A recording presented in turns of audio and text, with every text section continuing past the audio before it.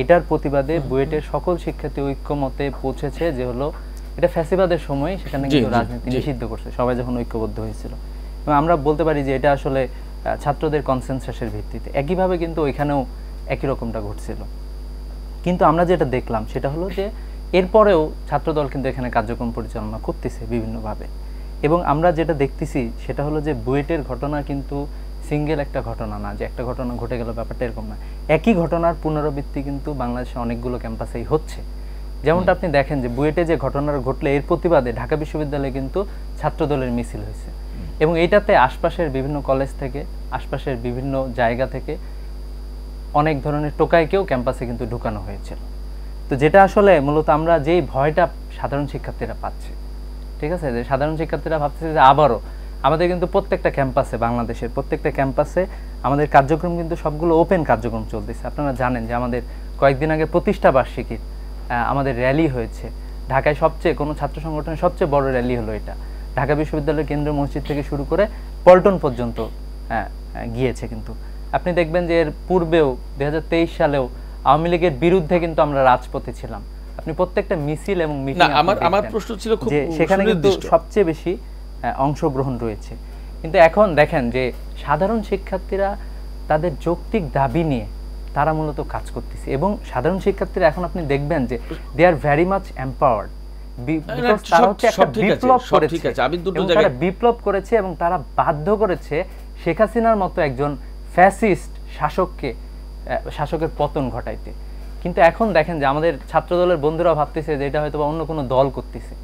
সাধারণ শিক্ষার্থীদের মতামতকে আপনি অন্য কোনো দলের বলে আপনি এটাকে আবারও মানে এটাকে প্রতিহত করবেন, আমার মনে হচ্ছে যে ওই একই ফ্যাসিবাদের বয়ানের মধ্যে কিন্তু ছাত্রদলের বন্ধুরা। আমার প্রশ্ন ছিল, আমরা যেটা চেয়েছিলাম যে বাংলাদেশের রাজনৈতিক কালচারের পরিবর্তন হবে। ইসলামী ছাত্র শিবির কিন্তু সে লক্ষ্যে কাজ করে যাচ্ছে। আপনি দেখবেন যে ইসলামী ছাত্র শিবির কিন্তু প্রথমেই তেমন কোনো আমরা প্রোগ্রাম করেছি, দেখেন আমরা কি প্রোগ্রাম করেছি, জুলাই বিপ্লবের আলোকচিত্র প্রদর্শন। এবং আপনি দেখবেন যে কত ইনক্লুসিভ প্রোগ্রাম, ওখানে কাউকে বাদ দেওয়া হয় না। ছাত্রদলের যে শহীদ হয়েছে তাকেও কিন্তু ওইখানে স্থান দেওয়া হয়েছে। এরপর আমরা করেছি সায়েন্স ফেস্ট, যেখানে বাংলাদেশের সকল শিক্ষার্থী আমরা চেয়েছিলাম যে ওইটাতেই মূলত যাবে।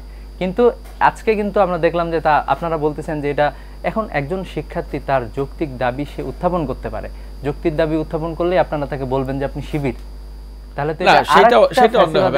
আমি যেটা আপনার কাছ থেকে যেটা পরিষ্কার মনে হচ্ছে, আমি সিবগাতুল্লাহ আপনার কাছ থেকে যেটা, ওখানে কিন্তু শিবিরের কেউ ছিল না। আপনি দেখেন যে ছাত্র, না আমি সেই প্রশ্ন চাইনি, আমি যেটা জানতে চাইছি আপনার কাছ থেকে সেটি হচ্ছে যে ওই প্রতিষ্ঠানের রাজনৈতিক কার্যক্রম বন্ধ ছিল, ব্যাপারটা তো এই। সেই জায়গায় প্রশ্ন হচ্ছে যে ছাত্রদলের লোকজন সেখানে সদস্য সংগ্রহ ফর্ম বিতরণ করেছে, এই তো? হ্যাঁ হ্যাঁ। আচ্ছা, এখানে বাধা দিল কারা? বাধা দিয়েছে এটা তো সাধারণ শিক্ষার্থীরাই তাদের মাঝে কথা বাধা দিয়েছে। সাধারণ শিক্ষার্থীরা বাধা দিয়েছে, এটা বলেছে যে আমাদের তো কনসেনসাস ছিল এইভাবেই করা উচিত। সেটা তো না, ব্যাপারটা তো এই। ইভেন আপনার যদি কেউ থাকে বন্ধু, আপনি একটু অথবা আপনার সন্তান অথবা আপনার সন্তানের বন্ধু একটু খোঁজ নিয়ে দেখবেন যে এটা আসলে এখন আমরা গ্লোবাল ওয়ার্ল্ডে বাস করি, সবাই সবার সাথে কানেক্টেড, একটু খোঁজ খবর নিয়ে না, ঠিক আছে। আমি এই জায়গাটা আমি একটা প্রশ্ন পরিষ্কার হতে চাইছিলাম, সেই জন্যই এত কথা বলছি। সেটা হচ্ছে যে সাধারণ শিক্ষার্থীরা তার প্রতিবাদ করেছে এবং এক পর্যায়ে সংঘর্ষ হলো, ওকে। এবং এই ঘটনাকে কেন্দ্র করে ছাত্রদল ঢাকা বিশ্ববিদ্যালয় ক্যাম্পাসে মিছিল করেছে, বিকজ ছাত্রদলের লোকজন সেখানে মার খেয়েছে বা মার ধরে শিকার হয়েছে, যে ভাষাই আমরা বলি, সেটা করেছে তারা। এখন ছাত্র শিবিরের পক্ষ থেকে, অর্থাৎ আপনার সংগঠনের পক্ষ থেকে একটা বিবৃতি দেওয়া হয়েছে এবং ছাত্রদলকে একেবারেই টার্গেট করে বিবৃতি দেওয়া হয়েছে।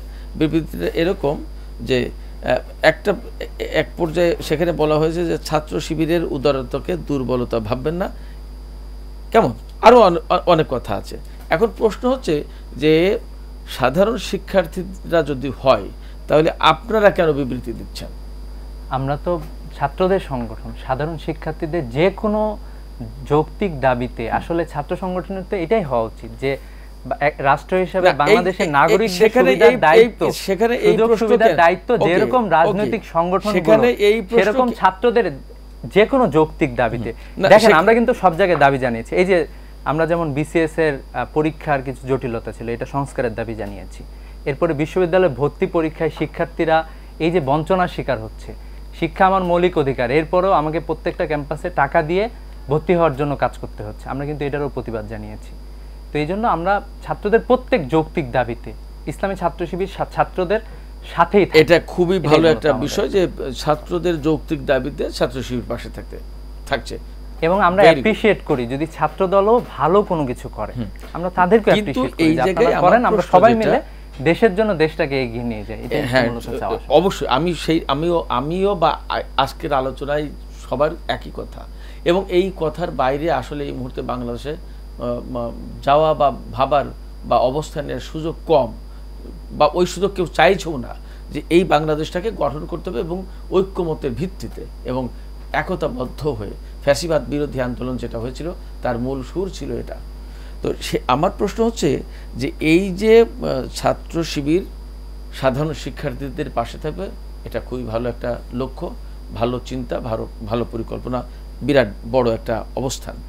প্রশ্ন হচ্ছে যে ছাত্র শিবিরের উদারতাকে দুর্বলতা ভাববেন না, এই এই এই কথাটা কেন আসছে এখানে ছাত্র দলকে লক্ষ্য করে যখন এই বিবৃতি দেওয়া হচ্ছে? দেখেন এখানে তো আপনারা কি আলটিমেটলি তাহলে একটা পক্ষ হয়ে গেলেন না? না না না, আমরা সাধারণ শিক্ষার্থীদের পক্ষে। যে দেখেন, আমি যদি আপনি বিভিন্ন পত্রিকার যদি আপনি দেখেন, আমি আপনাকে শুধুমাত্র জানুয়ারি মাসের 131টা পত্রিকায় আমি দেখাবো ছাত্রদল কিভাবে সাধারণ শিক্ষার্থীদের বিরুদ্ধে অবস্থান গ্রহণ করেছে, কিভাবে চাঁদাবাজি করেছে, কিভাবে অন্যান্য জায়গায়।